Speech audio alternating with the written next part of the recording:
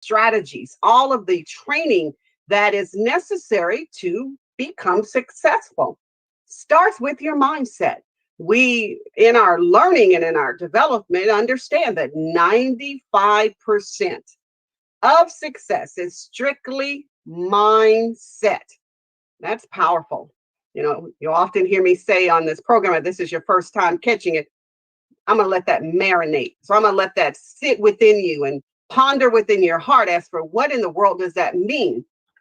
95% of everything you will do on your journey towards success is about developing your mind, getting all of those things in here checked that tell you you can't be successful, that tell you that successful businesses that employ people that produce $400,000 or more in revenue is not for Black people.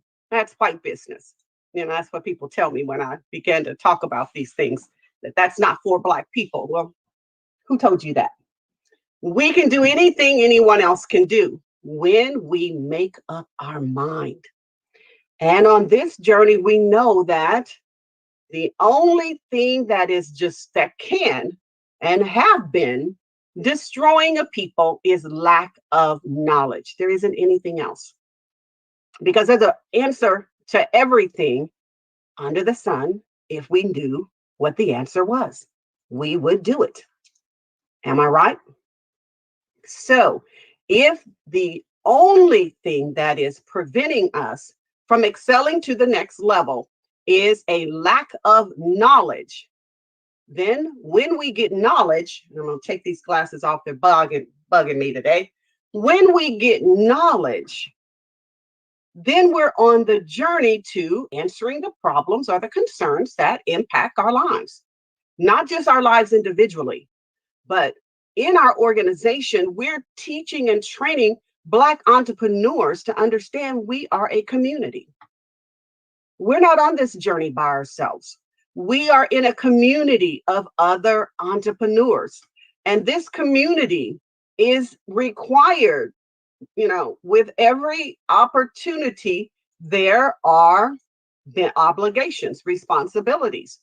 And so we want our community to understand that when you are an entrepreneur, yes, there's great benefits and opportunities to being an entrepreneur. But every duty has requirements and responsibilities with it. Every assignment in life has duties and responsibilities with it. And we want our community, our Black entrepreneur community, to understand there are responsibilities and requirements that come with being an entrepreneur. It's not just about making money. You know, that mindset, if that's the mindset that we continue to operate in, that is strictly about making money, and any and everything we do in business is fair because it's business, then we are not going to see the advancement we need to see in our community, because it isn't really the correct spiritual thing to do. Now, when I talk about spiritual, I don't mean churchy.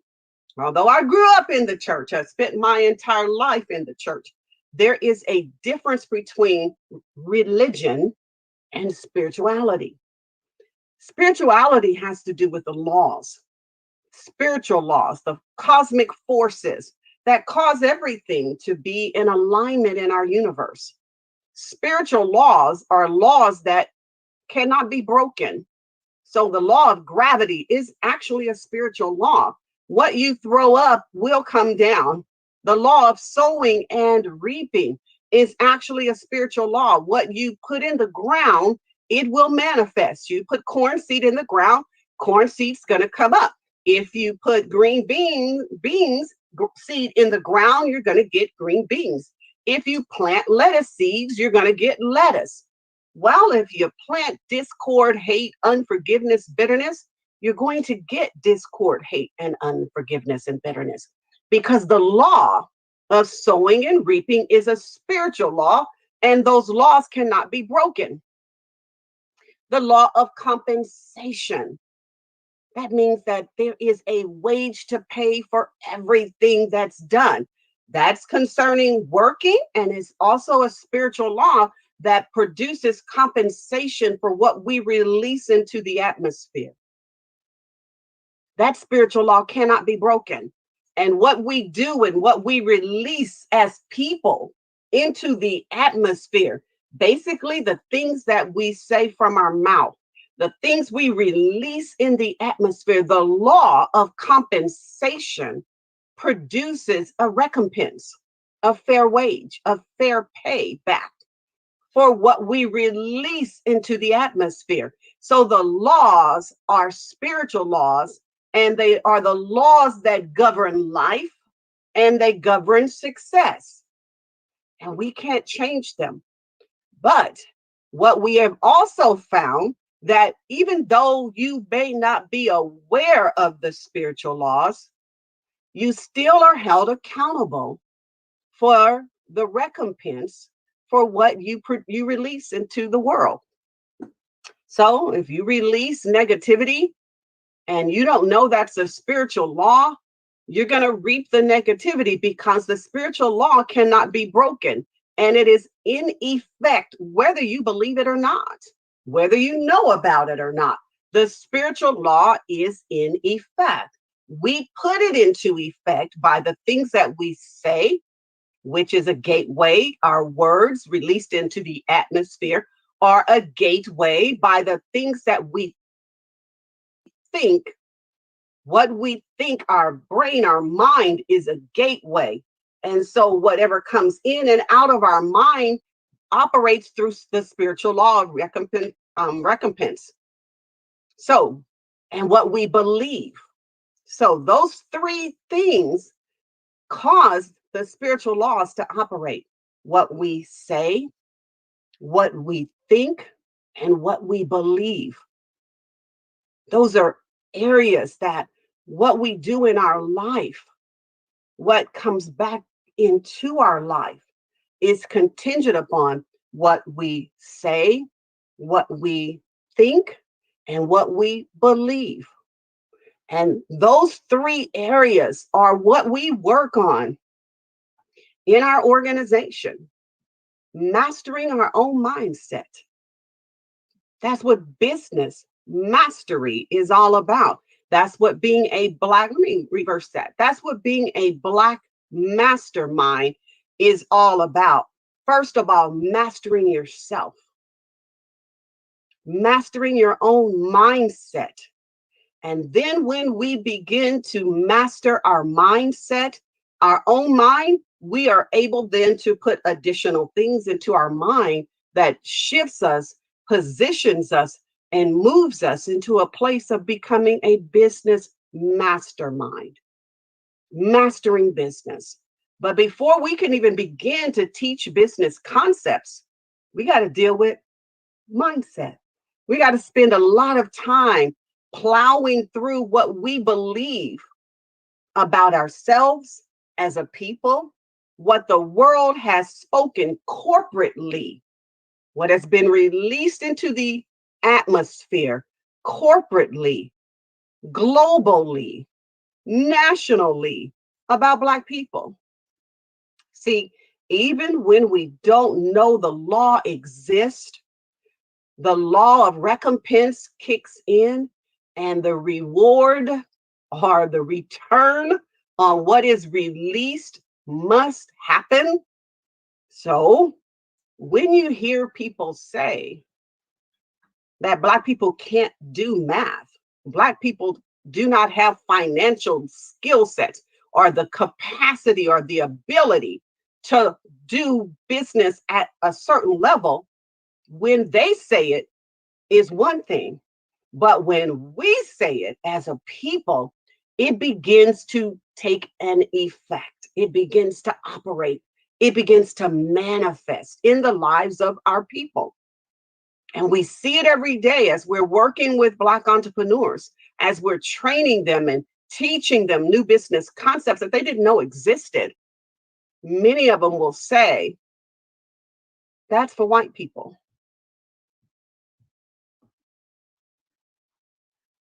How did business concepts and structure and strategy and financial systems become only for white people when every business operates with these basic principles. We call business a science because there are the ability to come up with equations or solve business problems or come up with solutions that are measurable. And so when we can produce measurable results in business, it's a science. When there are inputs and outputs that produce specific identifiable results, it's in the field that it's looked at as a science. It's predictable, or their equations or hypotheses can be produced and solved, and outcomes are measurable. I hope I didn't lose anybody on that journey. I try to stay out of that arena as much as possible. I can shift there real quick and then I have to pull myself back because my background is in statistics and quality systems analysis. And so identifying patterns and sequences and cycles of operations and can give you the ability to predict outcomes by identifying the patterns. Business is the same. And over the course of history, things that are researched, there's research going on every day in our country, well, Monday through Friday. Well, no, my staff did statistical research evenings and weekends. So every day of the week, there is data being collected on everything that happens in our country. Business, the same.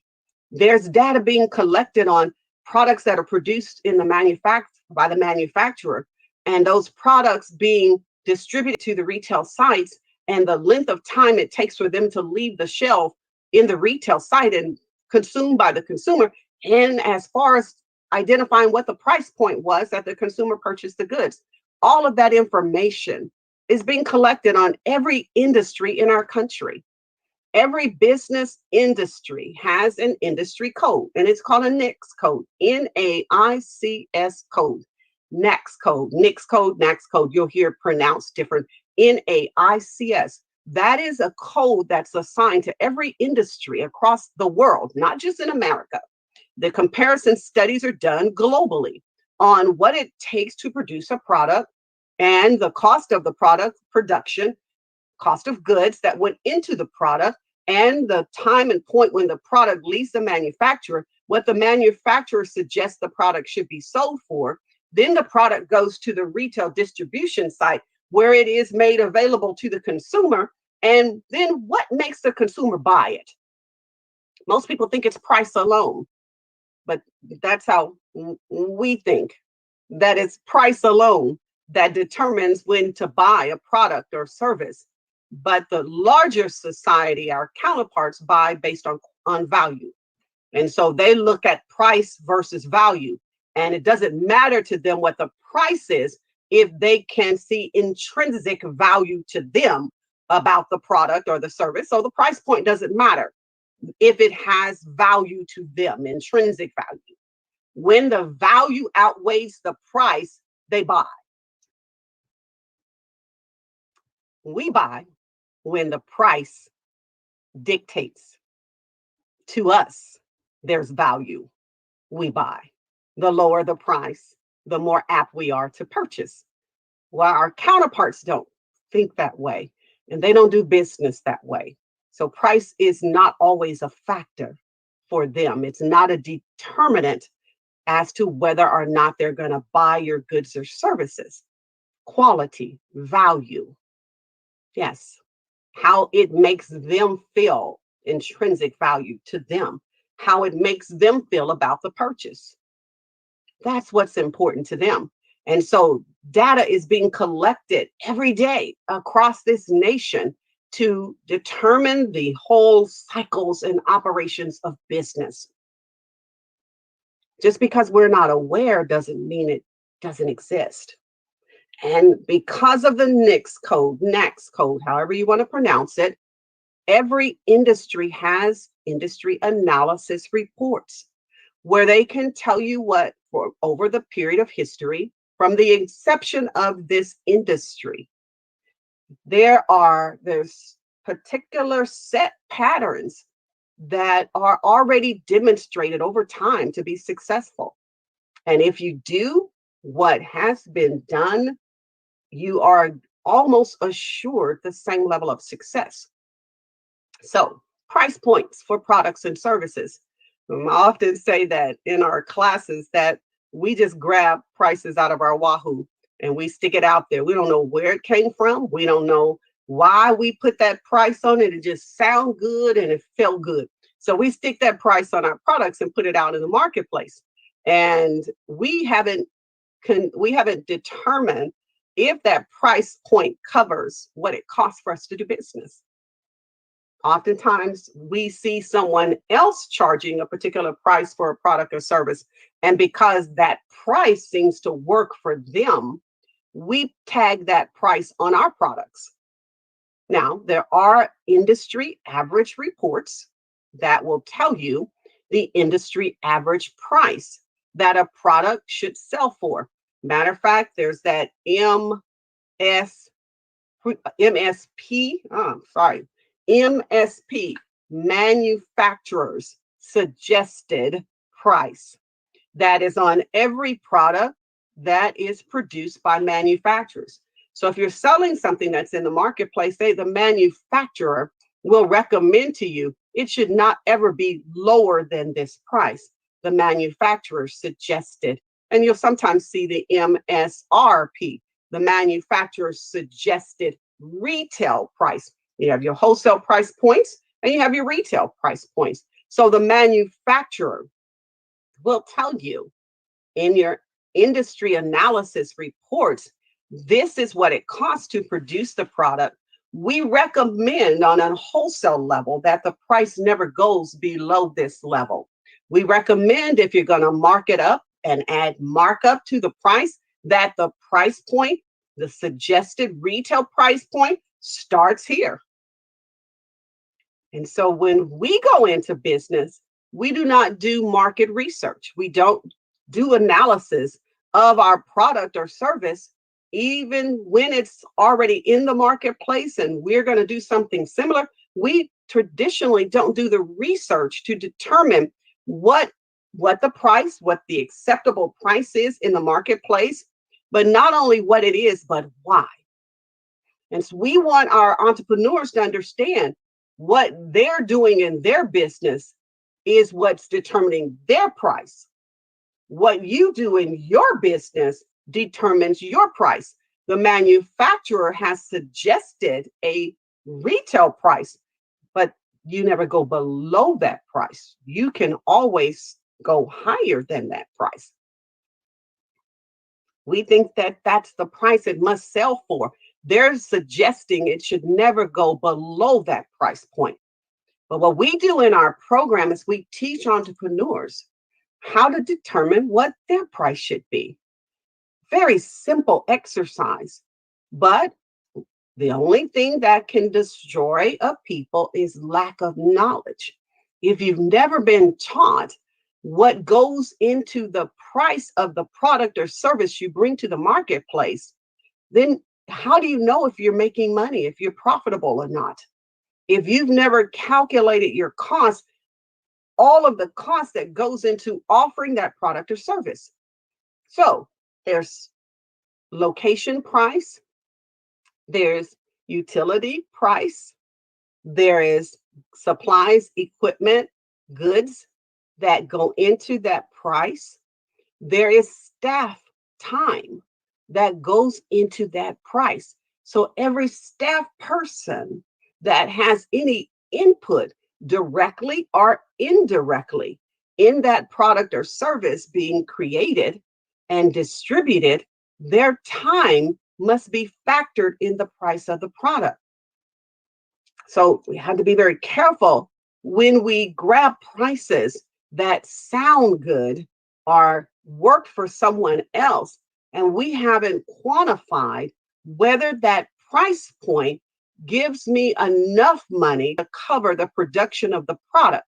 Now, we have to go a step further than that, because producing the product means you're breaking even. If you cover the cost for production only, you're breaking even. And when you break even, you're still broke. So Dr. Watson doesn't teach break even. We teach profitability. And for so long, our focus has been on getting companies to understand we teach how to do a break even analysis and when it's important to know what your break even is.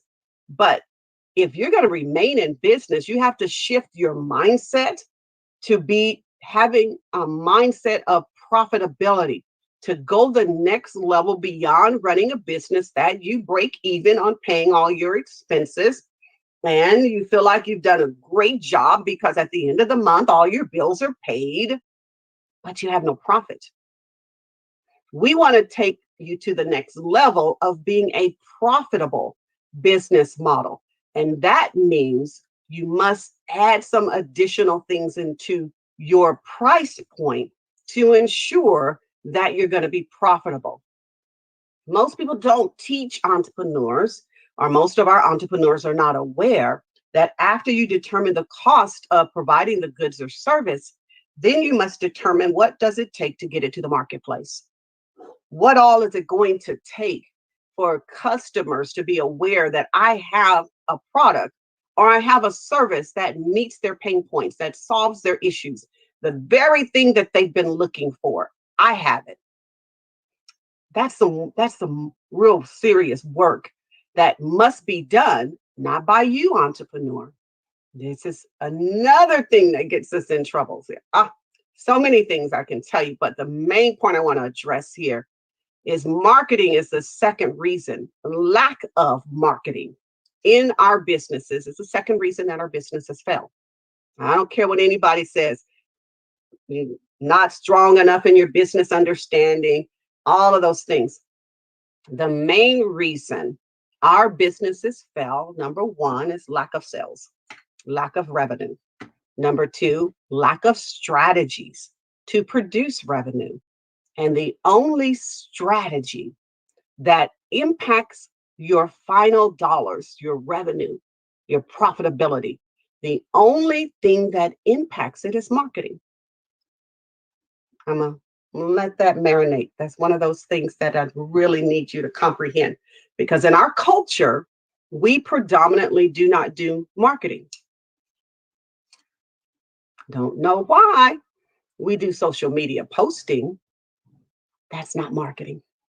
That's one of the marketing strategies, but it's not marketing. That's just one component of advertising.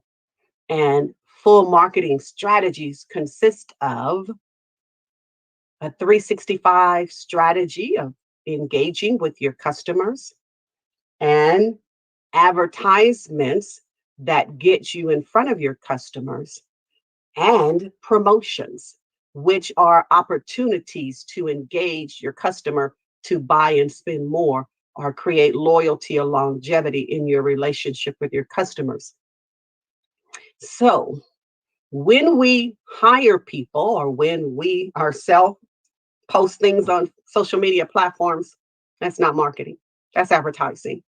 And so we do a lot of advertising.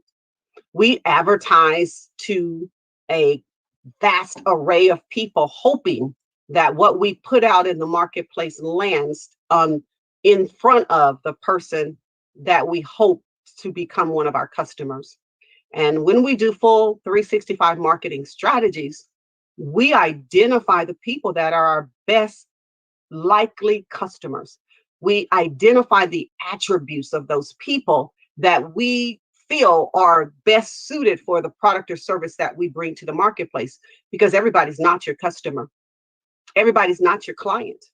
There are certain attributes of those individuals. If you study your customers and you study your clients and you study your business, there are similarities of behaviors, similarity of thinking, similarity of lifestyle, education, income, ethnicity, often, of the customers that are best fit for your business. And you having the ability to identify your most likely customer is the work of marketing. So the marketing strategy consists of determining Who am I selling to? Who needs what? What I bring to the marketplace. We have the mindset that if I build it, they will come. And this is borrowed from someone, but if you build it, all you have done is built it. It doesn't mean people are going to come. When you understand who you're building your business for and what they like and what they need and what they desire, because people don't buy what they need. People buy what they want. People buy what they desire. And when we show up trying to sell people what they need, even you don't buy what you need. Most people buy what they want and buy what they desire because of the image they see of themselves. What they buy exemplifies who they think they are and how they feel about themselves. And marketing will identify how a person feels and thinks about themselves. And that's the person you want to engage in your business. That person that feels they are at a different level, what makes them feel important or at a different level in life by patronizing your business. It is all mindset. Again, 95% of success in business is mindset.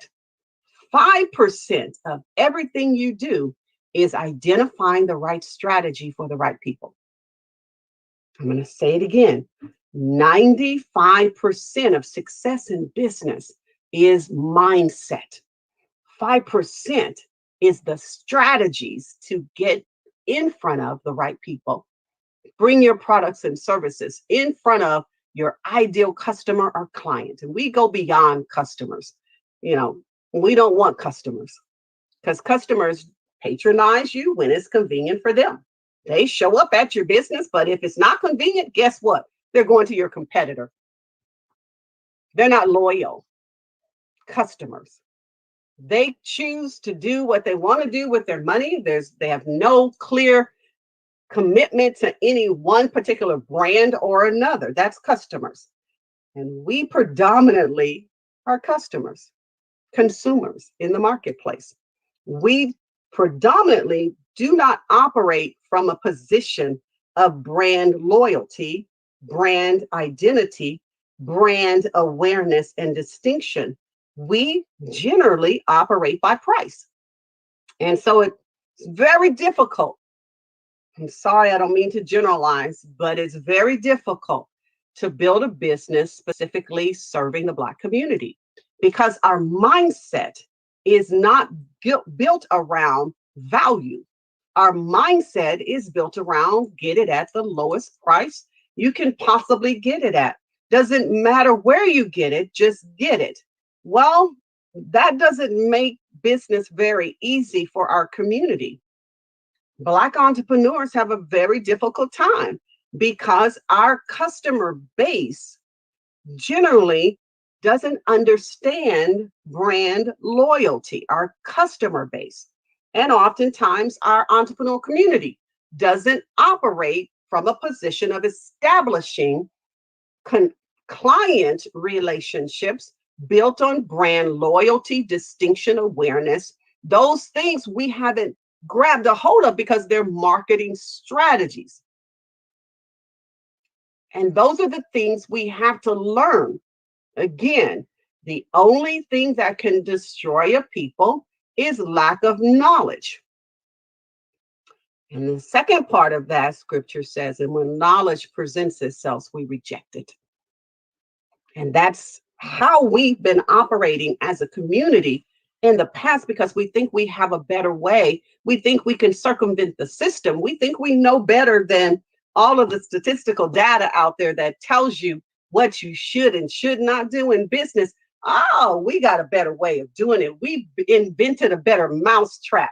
And so because we've invented a better way, our hookups, hobbies, and hustles, we can make money doing hookups, hobbies, and hustles, but we have not been able to move out of nickel and dimes and dollar business to that next level because we haven't decided to do business based on the principles of business. We've not been willing to learn the strategies that come with running gainful, successful business models. And predominantly, this is what is keeping us out of wealth as entrepreneurs. We tend to create jobs that we have to show up at, that if we don't show up, we don't eat. We create business models that are glorified jobs that if we don't show up, if we don't turn the sign over to open, if we don't put the products on the shelves, if we don't ring up the cash register, if we don't create the product, if we don't sweep the floor, take out the trash, clean the toilet, the business won't be successful. If we don't post an ad on Facebook, if we don't go and pick up the supplies, the business won't be able to be successful. And in essence, all we've done is created a job for ourselves, a glorified one and an exhausting one. That's what we know in our community about business. And when we want to grow our businesses, we open up another location that we show up at also, because we don't trust anybody to hire them to run it. So husbands at one location, wives at the other.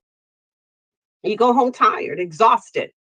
And God forbid if you got children and they have things going on at school, well, you tell the kids, I can't be there because of the business. And then we want to know, why do Black entrepreneurs not have second generation entrepreneurs? Because what they've seen in business is not attractive to them. They want absolutely nothing to do with business because of what you've demonstrated to them business is not anything they want. They don't want to be a slave to something they have to show up at. It's no different than being on the corporate plantation. You have to show up to eat. So you just traded one plantation, one slave mindset, one slave mentality for a different one. Sorry if that hurts, but that's the reality. And sorry if it makes you, well, I'm not sorry if it makes you mad, because I really need you to think. I need you to shift your mindset. 95% of success is mindset. And I need you to shift your mindset that there are different ways to run a business. There are different things about business that you're not aware of. And when knowledge is presented, we really need you not to fight it, because it's already proven that these are the strategies that work. And not only have they been proven, those strategies are made available. Yes, they cost money. Yes, you must buy industry analysis reports. They're not free, but they're the best investment because you're learning from someone who has done it before. You're reading information about what has already happened in your industry, what is being predicted by analysts, people who study business, financial analysts that study money, people who understand how to move a business to the next level. They're going to share with you in your industry reports what they believe the trends will be in the future. They will show you on a bell curve the life cycle of business. Every industry has a life cycle. Whether you're in the beginning phases of the life cycle of this particular industry, or whether it is at peak. If an industry at its full peak, it can't go any higher. The only thing it's going to do is go down. What do you do when you are considering whether to start a business? Do you start a business in an industry that is at its full peak? God forbid. No. You walk away. Why? Because the only place it can go is down. Most business people know that when an industry begins to become oversaturated in the marketplace, it can do nothing but go down. It is not time for you to get in that industry. It is time for you to walk away. But predominantly, I don't mean to generalize, I just need to make a good point that if you step back for a minute and realize we traditionally have gotten into businesses when they are at their peak. They're at their peak in the marketplace because they're everywhere. They're oversaturated in the marketplace. And what happens is it begins to decline. So, one of the industries that is at its peak is the traditional way that cosmetology has been done. It is at its peak. It is not a good career choice. It is not a good business model because it's on the decline. The very things that were producing the success in the industry, your customer base no longer desires those things. But traditional programs are still teaching the old way of serving customers. And consequently, that is not what the customer wants. So the industry as a whole is on a decline. It's oversaturated. There's too many in the marketplace. It can't hold anymore. But we don't understand business analysis. And so we jump into an industry that within 10 to 20 years, it is going to be non existent. Technology has proven that certain industries have a very short lifespan. And if you get in that industry at its peak, you're only going to lose money because customers have moved on to something else. And you're in it and you're trying to win in it, and you're not going to win because it is at its decline. There are certain indicators that will tell you when you read a business analysis report, it will tell you what the time frame has been for that particular industry, and if it is at its peak, because the only other place it can go is down. That is life cycle of everything. It goes up, it peaks, and it declines. Where we make the mistake is when something is being introduced to the marketplace, we sit on the sideline and we watch and we watch and we watch. And when it peaks, we jump in and everybody else is getting out, but we jump in. And as it begins to decline, we're still jumping in. And then we're in a business model that will eventually disappear. And we didn't experience the money that everyone else made in the industry because we got in too late. Mindset. We believe we have to wait and see it before we believe it. Mindset. We do not understand business cycles to be able to know when it's time to get in and when it's time to get out.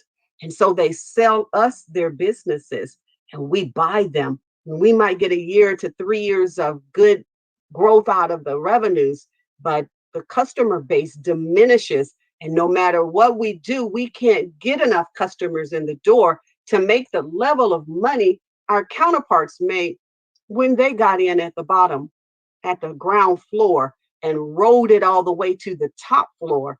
And then they got off the elevator and you jumped in, and now there are no more floors for it to go. All it can do is go back down.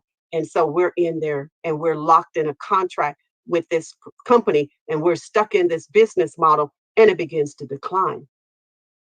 I can list a lot of MLM companies that have gotten people locked into contracts knowing that their industry is on decline. And you're in there and they've made all the money that could be made from the ground floor to the top floor. And now you're in it at the top floor and all it's doing is declining and you have to ride it out because you signed a contract. Those are things that if you took a little bit of time and researched before you made a decision, you would have made a very informed decision because industry analysis reports will tell you that the life cycle of this particular industry is this. And now it's been in existence in this period of time. The only place it can go is down.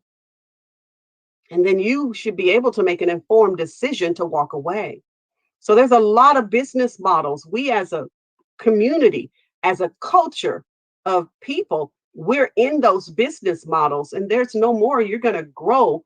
There's no capacity, no ability to grow because the life cycle of it is at its peak and it's in the pre phase of decline.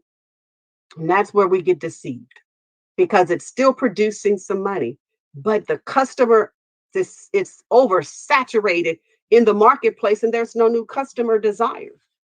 No new customers coming into the marketplace, and the current customers have lost the desire and they've moved on to something else. And you're still trying to push what has already been in the marketplace, and the customers have bought all they want of it and have patronized all they want of it, and it's on decline. And they're still trying to hold it. Got you holding it, thinking that one day it's going to turn around. Well, there's a life cycle to everything. And if you live long enough, you'll see. I've lived long enough. I remember the rotary phone. I remember the car phone that had the wires and the attachments in the car. I remember the things that existed that are no longer in the marketplace. Why? Technology moved it on, and there is no customer demand, not customer need, customer desire, want, or demand. And when customers no longer desire it, no longer want it, and no longer demand it, it disappears. Industry reports will tell you. And so being an entrepreneur is a lot of responsibility on you to understand the business side of your business. You know, we are gifted and talented and creative people, but what we lack is business knowledge. We're not students of business. We lack an understanding of the cycles, the systems, the processes, the procedures, the strategies of business. And when we don't have those, that's what causes us to be destroyed in business. That's what causes us to predominantly open business at a faster rate than any other ethnic group and also close it faster. It used to be 3 to 5 years businesses would fail. It has been 18 months in the last 7 to 10 years. In the cycle of failure has increased. Why? Because there's more people starting businesses in the marketplace and more people failing. Because somehow we believe this concept. Proudly we say it, that I bootstrap my business.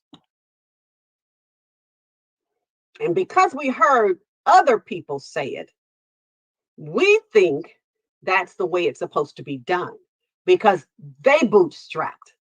But I want to tell you, no business exists on the face of the earth that did not get an infusion of cash from somewhere.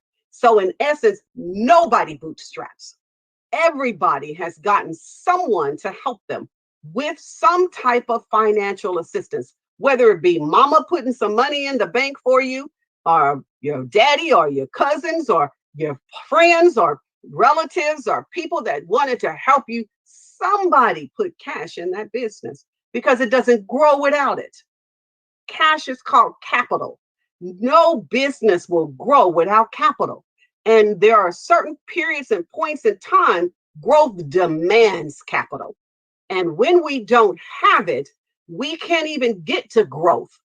There's seasons and cycles of business, that periods of time that you're in a certain mode and you should stay in that mode until the business produces the requirement of that period before you move to the next. So we start a business and try to grow it within the first 3 years. And that's detrimental to the business because every time you put a growth strategy in place, it increases your operating expenses. And if you're not prepared for that increase in operating expenses, the business then begins to die. When we bootstrap our businesses, we started with our own money.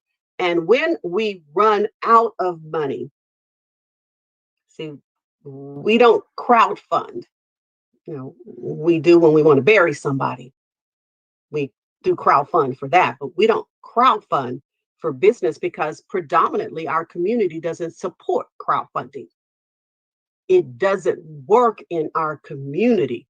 And so if you can't go to another source and acquire additional capital, then when you have drained all of your resources and now you have jacked up your credit, you don't have any place to go to get the additional money, the additional cash you need to move the business to the next level. And in a matter of 18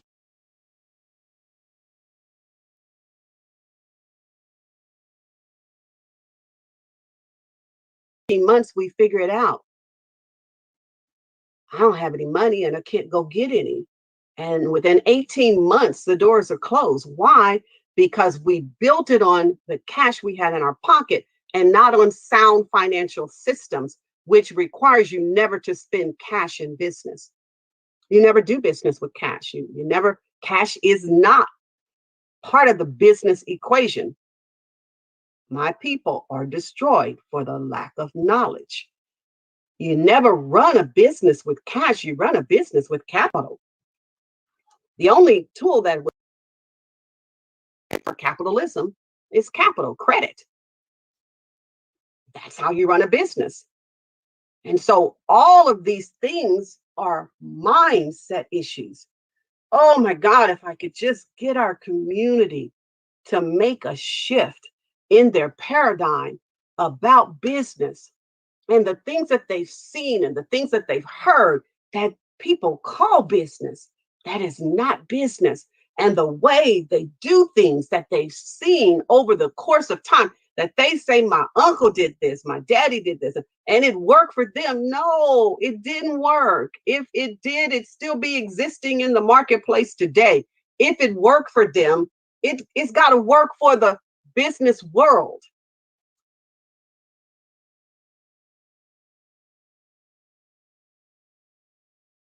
It's got to work for the customers. It's got to work for your clients. The most optimum relationship in business is clients, not customers.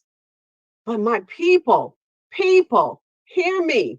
We're being destroyed because we don't understand these basic things about business. We understand our product. Oh my God, we are an amazing producer of great products, great services, creativity beyond. There is no other ethnic group that can match and compare to the creativity of the Black entrepreneur. But creativity alone will not make you wealthy. I want to see us wealthy.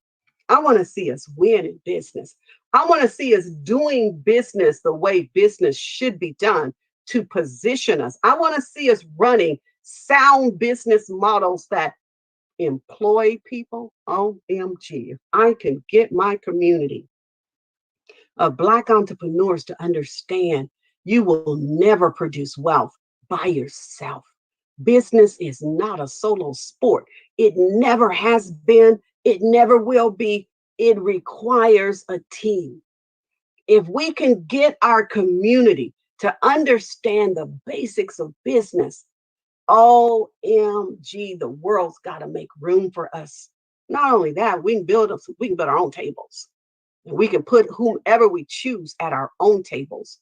And we can start making decisions about our own people where other people are making decisions for us about what's best for us. We can make our own decisions when we show up with some form of wealth, because that's all America pays attention to.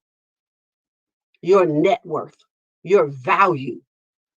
And when you have a net worth, they'll listen to you.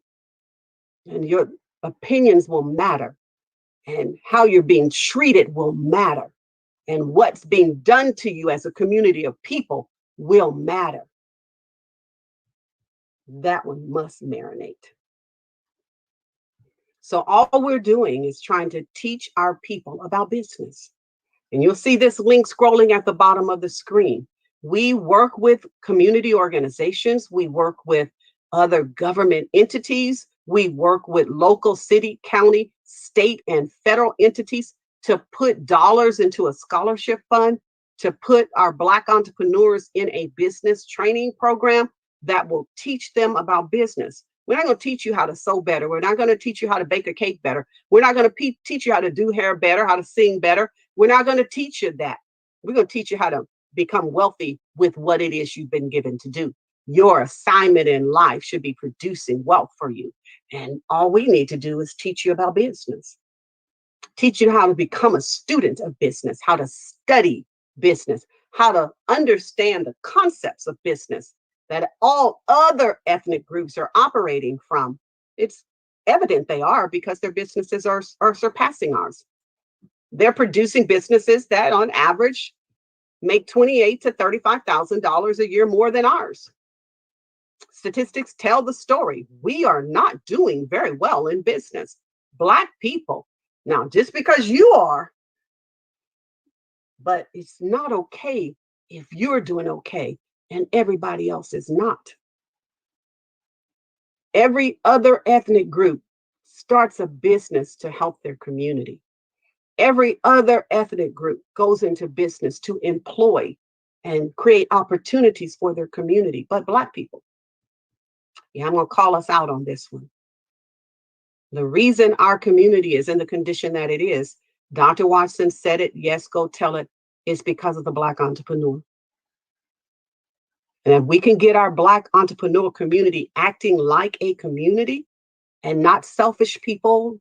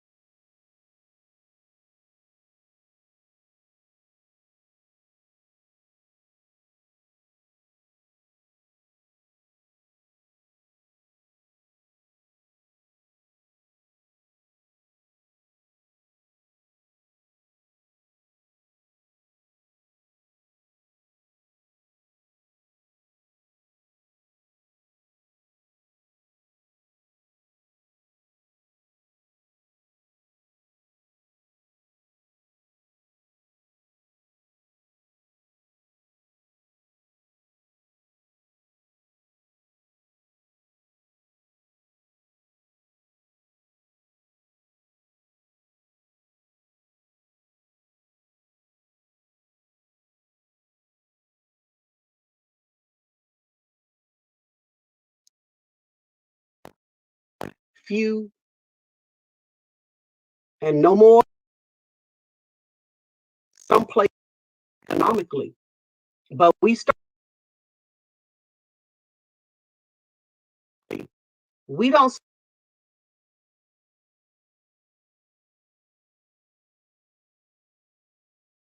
unity.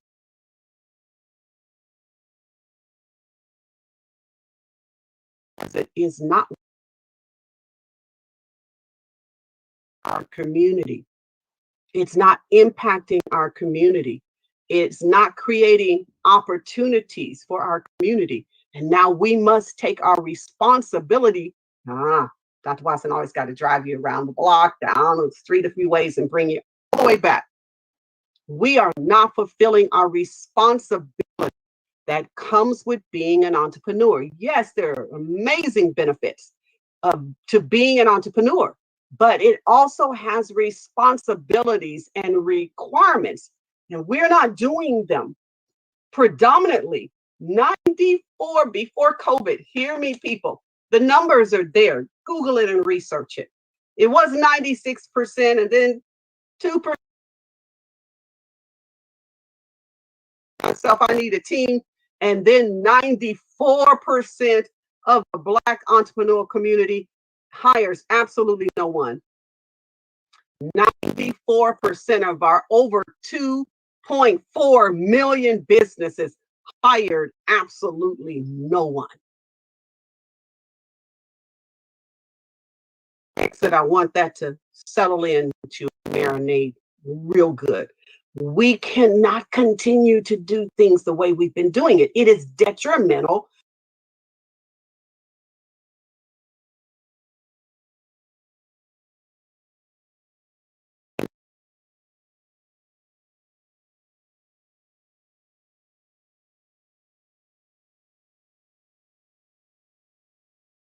detrimental to your children for you to be a solopreneur business model. Sole proprietorship is the worst form of business for us to be in. Out of that sole proprietor, solopreneur mindset. Master business. Become a student of business. Understand how wealth is generated in business. It is not generated from you yourself alone, running and doing everything half. Oh, I can't say what my mama would say, but half doing everything, because all you've successfully done is become a jack of all trades, but you've mastered absolutely nothing because time doesn't allow you to master every part of business. So you may be great at doing production, but you're not good at organizational design and HR. You're doing wonderful at sales, but you're horrible at marketing, and your books are a hot mess. We're not designed to do it all. We're designed to do our part, lead and guide and oversee, to be the carrier of the vision. But we need a team.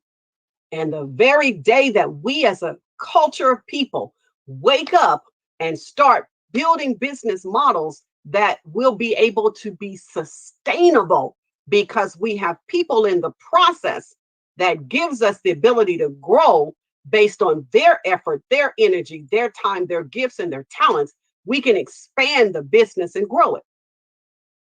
But my people, we are being destroyed for lack of knowledge about business, and it's time. So that link you see scrolling across the screen is about the scholarships that we have available to put our people in a class and teach them about business. We have 3 programs. We have an 8-week boot camp. We have a 4-month program. We have a 6-month program that has a 12-month coaching component to it, because we know you can't do this by yourself. It's going to take people who understand this journey and are willing to invest in you. Yeah. If you're willing to invest in yourself, people will invest in you. So that link you see scrolling on the screen is for you to get into on the list. We have a waiting list.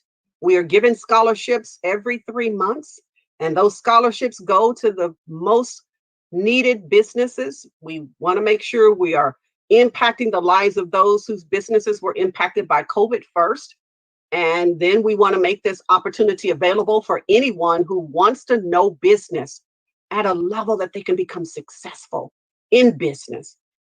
Join us by taking the survey, getting on the waiting list, and every 3 months we start another class. So we're wrapping up registration for our July class. We have 11 scholarships left. We have our September class coming up, and we will have, our goal is to have Hampton Roads, Virginia, Kansas City, and Houston. That would be 20 seats in each city. That's 60 seats that will be available in September. Our goal is to be in any other city near you in January. So we're going to remain virtual and train people across the nation, because our ultimate goal is for us as the Black community to win in business. Thank you all so very much. We are so honored to be on Black Expo USA's platform, talking to you about business. Now, we want you to take the next step. Go to the Black Mastermind Group. Check us out. We hold monthly events strictly to help our community build our mindset. And the event coming up in June is a conversation with Black men about business, because 90% of what is happening with Black entrepreneurship is happening with Black women. Our Black men are not in the equation, and we're deeply concerned that our Black men are not opening businesses at the rate and the level that Black women are. So we're wanting to have that conversation with Black men about business. Now, women, it's for you too, because you need to understand what's happening in the mindset of the man that's in your life. If you're out leading and you're out conquering mountains and slaying dragons, and you come home and he's just there, we need to understand what's happening with the mindset of our men. And then every June and December, we graduate our students that complete our business mastery programs. And so for the July 16th, 17th, and 18th, we'll be holding our graduations, our weekend celebration. We do a graduation conference, and then we do a graduation ceremony, recognizing the work that every entrepreneur has done to make themselves a master of business. So thank you all. Go to our website, theblackmastermindgroup.com. Again, that's theblackmastermindgroup.com. Check us out. We'd love to see you at our July event, June, a conversation with Black men about business, and at our July conference, July 16th, 17th, and 18th. Thank you so very much. God bless you. And we will see you again next week.